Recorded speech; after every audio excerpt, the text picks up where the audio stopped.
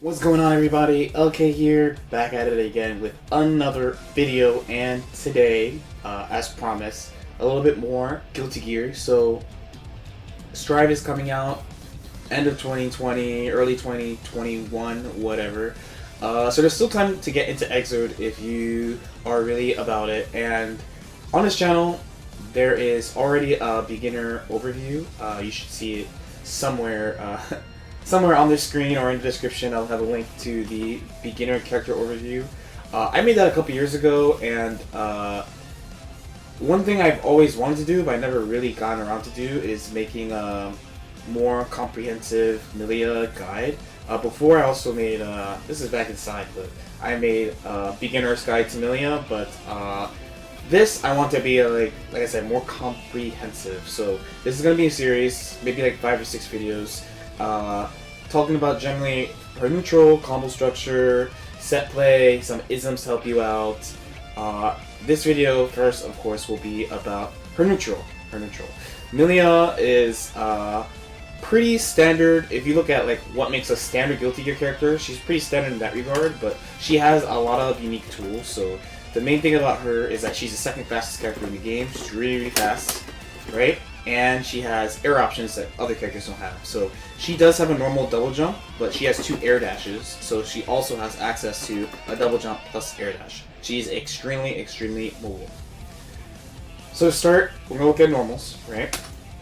And I kind of group normals in Guilty Gear into a few small groups. So one would be like your ground versus ground tools. So the main one, if we're going to talk about anything first, it's going to be her far slash. This move is really good.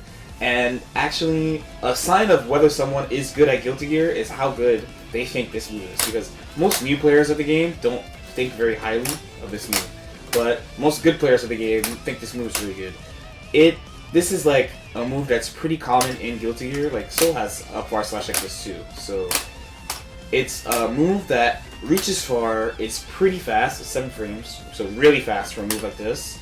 You can't combo off it generally. There's some pretty specific times. You either need 50 meters, so like this, or they need to be crouching.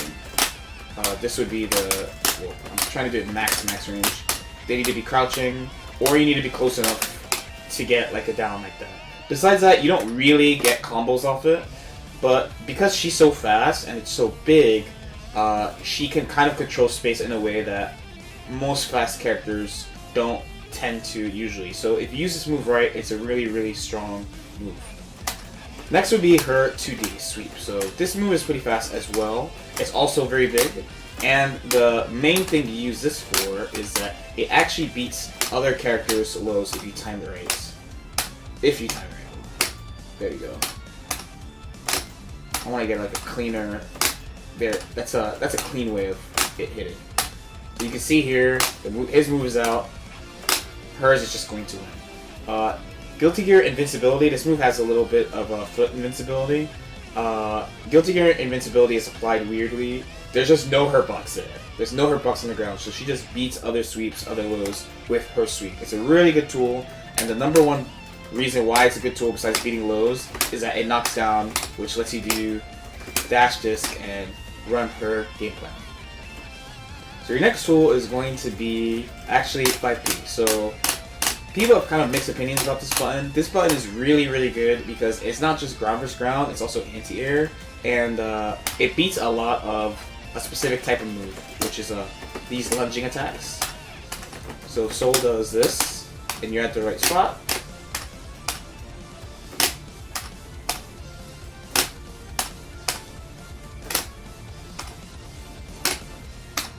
This is actually pretty. Okay, I was about to say, I was like, wow, I should not be getting smoked this much by Fafnir, but it generally beats moves that like lunge forward like this, and it's pretty low commit. As you can see, it's very fast. It reaches far. Like I said, ground poke and anti-air. You're generally not going to try to beat ground pokes with the move, besides like lunging moves like this. But you can also use it as an anti-air. If you use it well, then like people kind of have to go out of their way to beat it, which they will try. They will try to do it because it's Guilty Gear. They will try to do it, but Besides that, it's a pretty good move. It helps you conserve meter if you want to use it that way because you stop pretty quickly. But you have to be pretty careful depending on the matchup. So next is 6P. 6P, this move has upper body invul and above the waist. So it will generally beat moves like this. We'll set this 5P.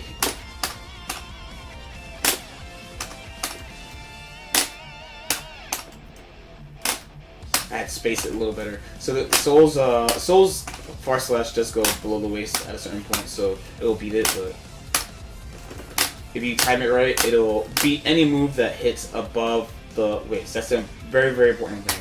It's pretty easy to hit confirm too, generally when you do use it a poke. You just like convert it with 2H into whatever combo you want. The last move I probably want to talk about is 6 heavy. So this move is pretty high risk, but it's high return. You get knockdowns off it. On counter hit, you trade. If I can get the time right. Like generally, you trade on counter hit, so it's good if you use it right, but it's pretty risky compared to all her other tools. She has a lot of like medium risk and low risk tools she can hit you with, but they also don't really have return all the time. This one is kind of like more direct, like oh, it's high return like almost all the time, but it's pretty risky to do as well.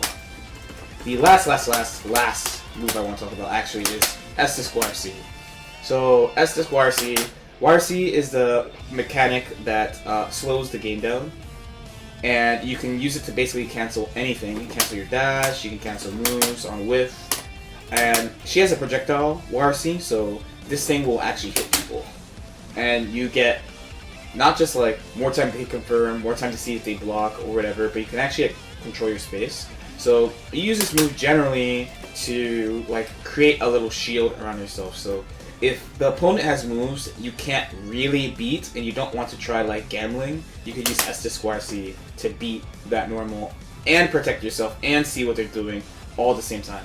It's a really strong tool, which is why it costs 25 meter to use. And a thing about her is like her meter gain's not that great, so you can probably expect to use S-Disc-YRC like once or twice around maximum. So it's really important to get good at using that move because it helps a lot when the opponent has resources or moves you can't beat.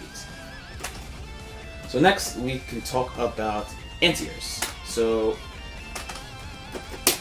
she has a lot of anti-airs, but you have to use them properly. In GG, you either have that type like Millia, like they have a bunch of anti-airs and you have to pick which one to use, or they have one super good anti-air that you use all the time. So like Venom players, for example, they're just going to 6P like everything because his anti-air is really good.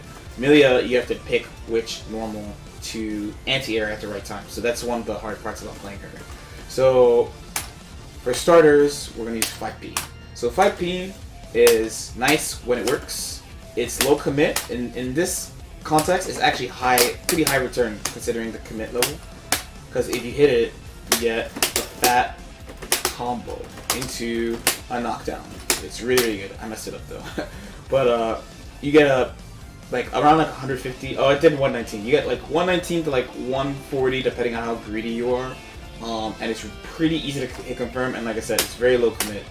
So if you get these hits, you want to confirm them. You really, really, really want to confirm them. And if you're good at it, it really discourages the opponent in moving in the air certain ways. So that's pretty good. Next is going to be 6P. So 6P is like the general, oh, this is your anti-air move. And that is because it's invul above the waist, right? And they actually buffed this move in Red 2. So before she would lose this move, like Soul's jump heavy a lot. I want to get the hit where she beats it. The move is too good, huh? We'll just use this for ease sake. So, since it's invul above the waist, it's super good to use now as a general anti-air, like your go-to anti-air. Most characters, they usually have to pick some other move that reaches deep enough to hit you, and it's really easy to convert as well. Like I said, pretty much not every character, but most GG characters have 6Ps that work as anti-airs. Now, the main weakness of this, though, is that it has a lot of recovery. So if someone does something like, say, like that, and you try to anti-air like when they came here, you're either going to like not be able to do anything, or you're going to get hit. Like, wow, that's good timing by me. I'm not trying to hit it. There you go. So what do you do in these cases? There's a couple things. So you can either run under. She's really good at this. So let's say we have this move, right? You can run under, or you could back away if you think your 6P won't work. Or you can use another anti-air normal, which is actually her 2H. So her 2H isn't really invul, but it has a big hitbox. It on trade you still get a combo. I don't have to try to trade. On trade you still get a combo. Whoa, that's a good anti-air. Like that. On trade you still get a combo, really big. And if you whiff it, it recovers faster than her 6P. So there are cases where, like, if a character's floating up here, like whiffing stuff, you can sit under them and just like 2H over and over until you hit them. Next would be, if we're talking about running under, this is probably her hardest anti-air to use, is Close Slash. So there are cases, I probably have to make a double. There are cases where, because this move reaches really high, and it's pretty much all her like hitbox at the top, you can use run under Close Slash to anti-air people. It's really specific though. And it's not easy. Compared to like using 6P or 2H or 5P, you have to be like pretty focused. You have to be like, when they're in this spot, I'm just going to do it. But it is a pretty valid anti-air. The other time Close Slash is really good is when their back is to the corner. So if they do say like this, if they're super high up here, you could try to run up right to the wall and Close Slash them. The hitbox is really good and reaches really high. Now last but not least is air throw. And I didn't really talk about air throw because in Millia's case, it's really rare that you actually want to pick air throw. There are cases where, yeah, you can pick it, but generally, you want to pick one of the things I said before, like 5P, 6P, 2H, or Close Slash, before you pick air throw. And the main reason why is because you get combos off these, and doing a combo is generally better for her than getting an air throw in almost every case. So if you don't have to air throw, don't do it. As a side note, it is pretty important to do anti-air air throw in GG in general, but like I said, in most cases she can anti-air with a button into a combo. So you want to try to aim for that instead. And I said that was the last one, but the real last one is actually S-YRC again. So why would you use S-YRC as an anti-air? We'll use this. So when characters have moves that change their air momentum, or most GG characters either have a move like that, or a move that has, let's say, no hurt box, like a huge move that has no hurt box but has like landing recovery or something like that. And one of the ways you can cover these moves is with S-YRC, so you can see what they're doing and it'll like readjust. Especially like a really common movement pattern is what you see here. Like if someone's going to try to change their air momentum in GG, they're going to use their double jump first, generally, before they do it. So if you see them doing that, you could choose to use S-YRC to make a choice to try to anti-air it. The S-Disc will sometimes hit, as you just saw, or at least you can see what they're doing and like make a choice about it. So next we're going to talk about jumping. This is actually pretty straightforward compared to the other stuff we talked about. She basically really has 4, and they're pretty straightforward. Jump heavy is your general all-purpose jumping, right? This is the one that gets memed about all the time. It is a really good move. You have to get in pretty deep, but pretty deep. But it's overall really good. Hits behind. The cross-up frame is a little slow though, but it's a pretty fast move. The other ones you use are Jump P if you're going to approach from the front, and Jump K if you're going to hit from behind. Jump K is really fast and it's big. That's pretty much the main reason why. Jump P reaches pretty deep. It's also fast. The last one is going to be Pin, and Pin is its own, like, is a pretty long discussion. Most people will just say, oh, you use it to get in. That's pretty small brain. You don't use this move to get in. It's one of the worst things that people tell new Millia players is you use the pin to approach. That gets you to lose your pin, and then many people will focus on camping it and trying to keep you away at all costs. So what you want to think of it as instead is as a jump in that's limited, so you have to use it the right way. So you generally are trying to aim for specific moves, right? So for example, Soul has this. So if Soul doesn't have meter, or even if he has meter, and he's doing this, right? If you try to hit him, it'll trade in his favor. So what do? You can try to go over him. You can try to ID over, which will work. But you could also float here, and when you see him do it, you could throw pin. You throw pin, you get a combo, you take him to the corner, and we knock him down, we run it. You want to use it against moves like that, and every character has a couple of moves where you're like, man, I can't really challenge this directly. Like, Gunflame, you can't challenge directly. Like, if you get there fast enough, it's cool, but if not, it's going to trade in his favor. So instead, you can throw pin. Another example, also Soul, would be 2D. So 2D will beat your main poke really easily. He low profiles when he does this. You can hit this move multiple ways, right? Directly. But if you didn't want to challenge it directly, you could think of, oh, I'll throw a pin at it. And do a knockdown, and then run your game plan. If you use it like this, your success rate with throwing pin will be way, way, way higher if you just think, oh, I'm going to use it to get in. Because if you use it to get in, everyone is looking for you to use it that way. So you don't want to use it that way. You absolutely don't want to use it that way. If you really, really are like, man, I really do just want to get in, you want to use H-Pin. H-Pin, she goes higher. And so you can use it from further. From here, you will get in. But you could also use it as like a mobility tool. I generally use H-Pin as a mobility tool. S-Pin is like, oh, I think you're going to do this move. I will use Pin to hit you. Last, we will talk about air versus air. This one is also pretty simple.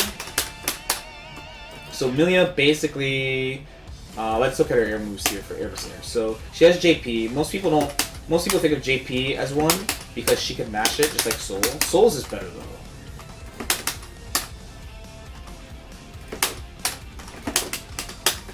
But it's really easy to hit confirm because you're just mashing P. Jump K is not as talked about. Jump K is really amazing. It's 4 frames as a special hit stun. And you will beat up so many moves with this move very, very easily. If they're above you, you want to generally jump with this move. Especially if they have like super good air moves. Like if you're playing against May, for example, you really want to use JK to try to approach. You see I'm not getting hit here, or hitting him. Okay. Now, the next one you want to talk about would be Jump D. So Jump D is pretty specific to use. There are cases where like, so Jump P and Jump K are the main moves you'd use in the air generally, right? But they're kind of small horizontally. So there are cases where like, you're over here, you see them doing something, so you could tag them with Jump D. Or if they have like a projectile or something that they can do in the air, you hit them with Jump D. You get a combo in the corner, because it'll wall bounce. It's a pretty good move if you use it right, but you have to use it pretty specifically. So that covers for normals for now.